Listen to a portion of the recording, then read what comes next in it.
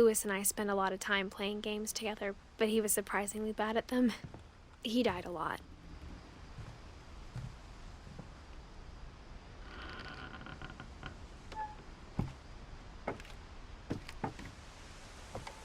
On the way back from Lewis's funeral, my mom told me to start packing. She waited until the day before we left to tell Edie.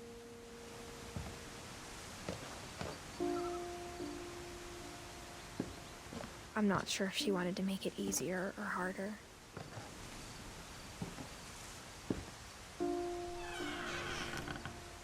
I wish we'd stayed.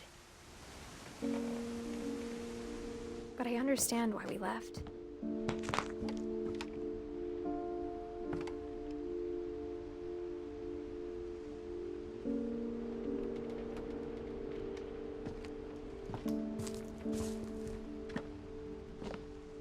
My mom ended up leaving everything behind.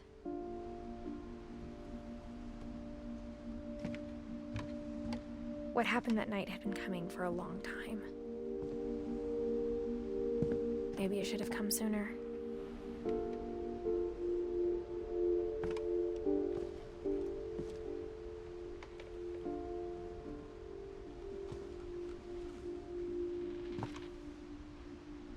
But it had to end one way or another.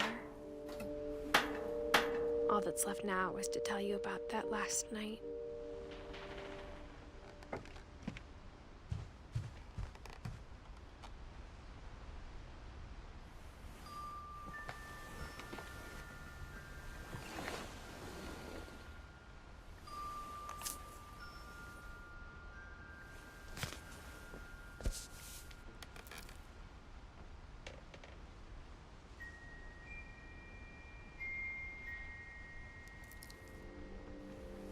That whole last day, Edie just watched us pack and didn't say a word. Until supper, when she raised her glass and said, "To our final night together, and all our final nights apart." Grandma, you know what I said about alcohol. Some of your medications are very Edith, specific. I left a present for you in the hallway. Why don't you go open it? The grown-ups have to argue now. I'm sorry, you're right. We're all leaving tomorrow. Let's just enjoy our last... I'm not leaving. Edith, you're excused.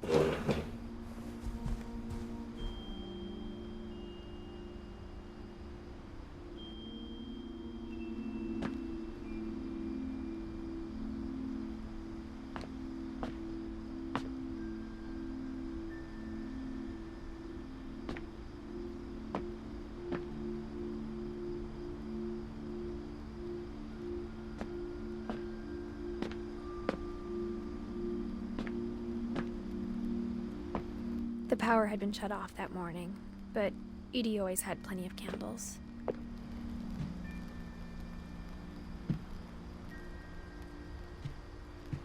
When my mom sealed the library, I don't think she knew about the other entrance.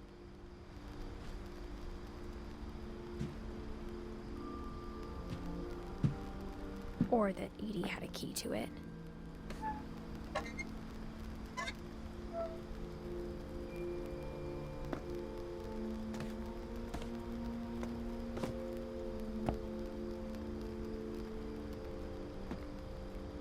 That thing you're afraid of isn't going to end when you leave the house.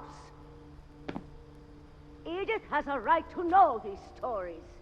My children are dead because of your stories!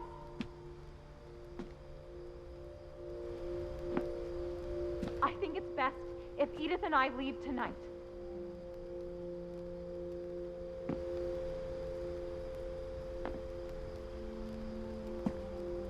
We'll have the nursing home send a van for you in the morning, okay?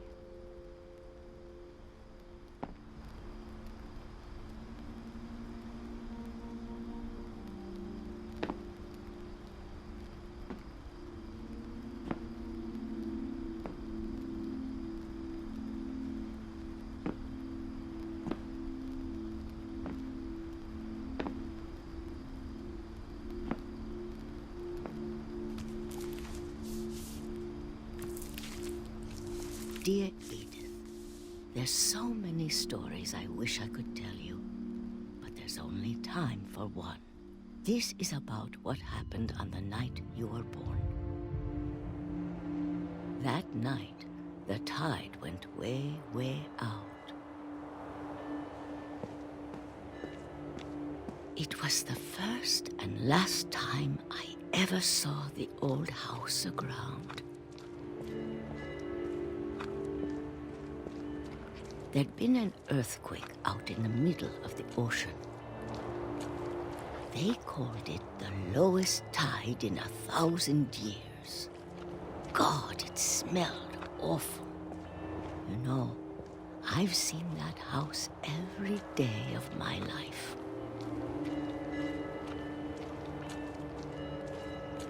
But I never thought I'd go back to it. When the fog rolled in, I lost my way.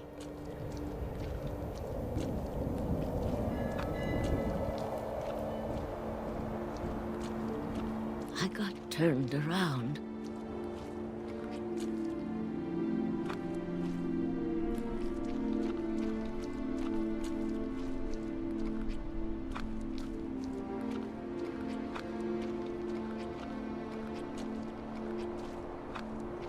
For a while, I wandered.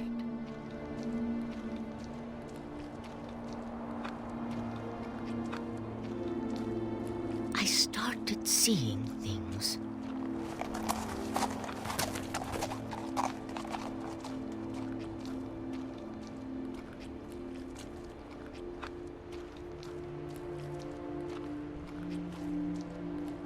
Things I'd forgotten had ever existed.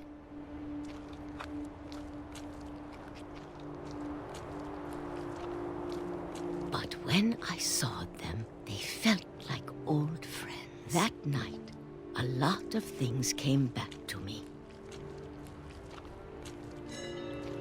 Or maybe I came back to them.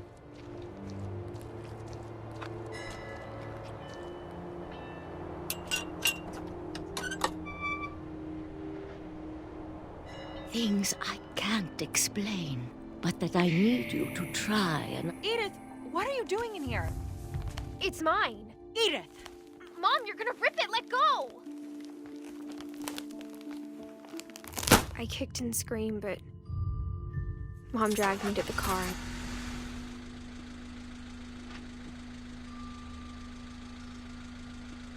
I never saw Great-Grandma Edie again. The next morning, the van came to pick her up, but she was already gone. After that, we moved around a lot.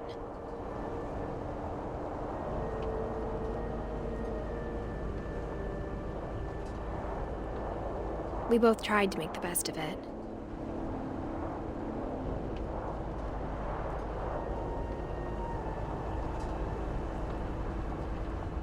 A few years went by.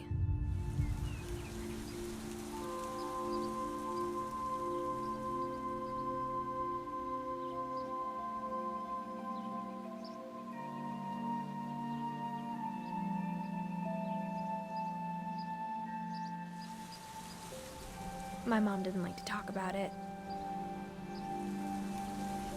but she started getting sick a lot. The rest happened pretty quickly.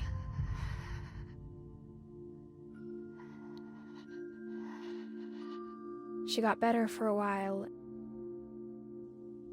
and then she didn't.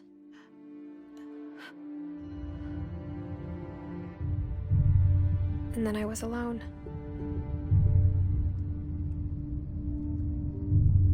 The last Finch left alive.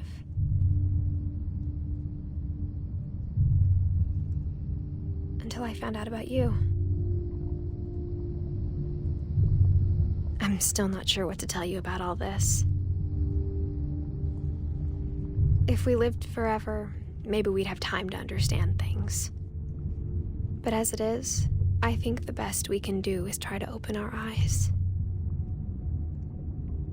And appreciate how strange and brief all of this is.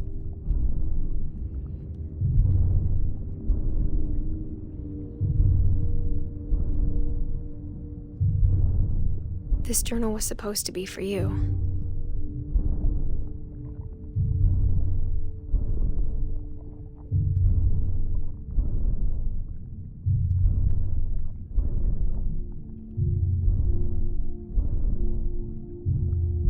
But now I hope you'll never see it. I just want to meet you and tell you all these stories myself. But I guess if you're reading this now, things didn't work out that way.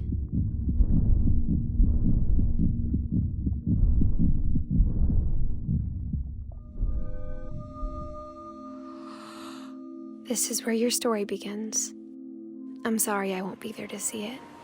It's a lot to ask, but I don't want you to be sad that I'm gone. I want you to be amazed that any of us ever had a chance to be here at all. Good luck.